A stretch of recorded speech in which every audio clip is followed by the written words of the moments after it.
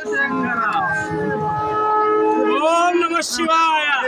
విన్నారా? ఎక్కడున్నామో చూసేసారా? అరుణాచలంకి వచ్చామండి.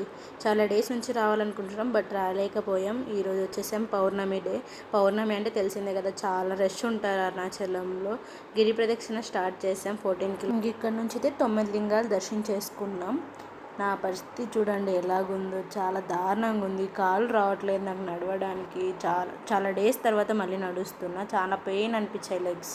ఫైనలీ ఇంకా టెంపుల్కి అయితే రీచ్ అయిపోయినాం. దేవుని చూడడానికి చాలా అంటే చాలా హ్యాపీగా ఉన్నాం. ఎందుకంటే 14 కిలోమీటర్స్ నడిచి వచ్చాం కదా, ఆ పెయిన్ అంతా కాస్త రిలీఫ్ అయిపోయింది.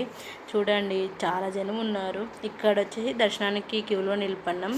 అప్పటికే 1 అవర్ అయిపోయింది. చాలా జనం ఉన్నారు. నా ఫేస్ చూసేనే అర్థమవుతుంది నేను ఎంత డల్ అయిపోయానో. చూడండి ఎంత 1 అవర్ అయిపోయినా కొంచెం కూడా లైన్ కదలట్లేదు. మార్నింగ్ 6:30కి వచ్చాం.